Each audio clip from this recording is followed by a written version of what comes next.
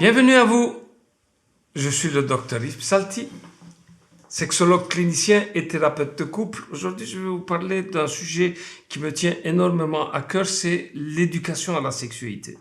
Éducation sexuelle, évidemment, quand on donne des cours d'éducation sexuelle, même si on forme les sexologues. Vous savez, je donne des cours un peu partout dans la francophonie, en Belgique, en France, au Canada, en Suisse, au Luxembourg.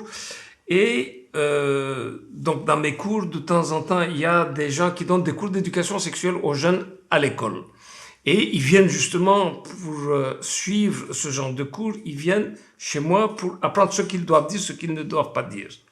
Parce qu'on leur donne un programme, et vous devez dire ceci et vous devez dire cela. En fait, un cours, c'est quoi? Pourquoi on va donner un cours? Prenons, le vin m'intéresse, je vais faire un cours d'œnologie. Et on va voir comment le prof va aborder le cours d'œnologie. Ça m'étonne qu'un prof qui, au début du cours d'œnologie, dise « l'alcool nuit à la santé ». Donc ça veut dire qu'il est œnophobe. Œnophobe ne va pas donner un cours sur l'éducation à l'œnologie. Mais pourquoi? Je me pose toujours la question. Pourquoi, dans les écoles, on fait donner des cours d'éducation à la sexualité par des sexophobes? Et ils sont tout à fait d'accord de donner ce cours-là. Le contenu du cours, c'est intéressant, leur contenu du cours, je vais vous le lire. Dans la majorité des pays, c'est ça. Donc, qu'est-ce qu'ils vont parler? Ils vont parler, évidemment, des éléments naïfs, néfastes et pathologiques, tels que abus, violence sexuelle, l'inceste, les viols, les grossesses non désirées, l'avortement, les IST, toutes les microbes que vous pouvez attraper, qui vont causer les IST, des cancers et de l'infertilité, les perversions, la pornographie, les dysfonctionnements sexuels. Mais comment voulez-vous qu'un enfant qui écoute ce genre de cours commence à aimer la sexualité? Ça n'a aucun sens. Il est où l'amour? Il est où sa pratique sexuelle? Il a 14 ans, 15 ans, 16 ans. Il est où sa pratique? Vous parlez de masturbation? Est-ce que vous lui enseignez comment se masturber? Comment bien se masturber? C'est ça qu'il faut expliquer. Il faut parler de l'amour, il faut parler de la relation. Je ne dis pas que les autres trucs, il ne faut pas en discuter. Mais comme c'est souvent dans les mains des sexophobes, ils ne parlent que de ça. Ils ne parlent pas de l'amour, ils ne parlent pas de la masturbation. Ils ne savent pas se masturber, les gens. On parle que de la pornographie, mais ils ne savent pas se masturber. On doit leur apprendre de façon de bien se masturber pour bien faire un jour l'amour. C'est très très important. Donc on a, dans l'éducation sexuelle, on a tout un programme à mettre en place. Justement, pourquoi? Il n'y en a qu'un seul but. Pour faire de mon prochain des sexophiles.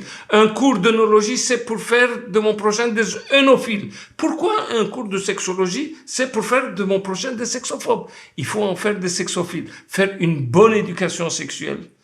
Et notre tâche, c'est ça. Notre tâche en sexologie, c'est justement d'enseigner aux gens comment y arriver pour pouvoir un jour être sexophile. Et c'est très, très important. Je vais vous parler d'un cas intéressant. Un jour, une patiente me téléphone.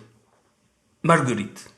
Elle dit, voilà, je viens chez vous juste pour 2 heures d'affilée. Elle dit, j'ai envie, je vais venir une fois 2 heures d'affilée. C'est rare que les gens me téléphonent qui disent pourquoi ils vont venir. Donc, elle vient. Elle s'installe, elle dit, écoutez, j'annonce la couleur, je suis sexophobe jusqu'au bout des ongles. Mais je ne viens pas pour moi. Ça fait des années que je vous écoute dans les antennes, à la radio, je lis tous vos livres, je vous écoute à la télévision, tout ça. Et je me suis rendu compte de quelque chose. Donc j'annonce la couleur. C'est pas pour moi. Moi, je suis sexophobe. Mon mari, pour le moment, il se plaint pas. J'ai rien à foutre avec ça. Je viens pour ma fille, qui a 13 ans, et qui commence à me poser des questions. Écoutez, dans mon histoire familiale, il dit, on vient d'une chaîne de sexophobes. Ma mère était sexophobe. Elle m'a enseigné, ok, maintenant tiens tes règles, ma fille. Ou tu vas voir comment tu vas souffrir. Tu vas baiser juste pour faire des enfants. Après, tu arrêtes toute forme de sexualité avec ton mari. Ma grand-mère était sexophobe. Mon arrière, toute la chaîne était sexophobe.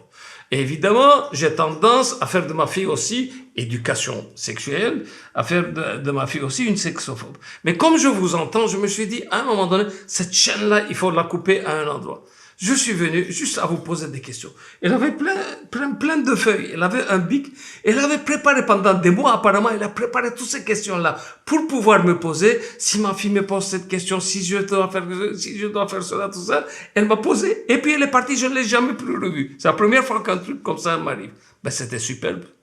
Donc c'était superbe. C'est-à-dire que quelqu'un qui a décidé, enfin, d'arrêter cette chaîne de sexophobie matriarcale qu'elle avait probablement depuis plusieurs générations. Souvent, nos patients aussi nous posent la question, est-ce que je suis normal? Est-ce que je suis dans la norme? Ben, on va voir ce que c'est être normal ou ne pas être normal dans la sexualité. La semaine prochaine.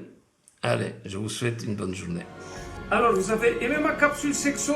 N'oubliez pas de liker ici en dessous. Mettez aussi un commentaire. Dites-moi aussi ce que vous aimeriez qu'on traite comme sujet pour la prochaine fois, pour les prochaines fois. N'oubliez pas de vous abonner.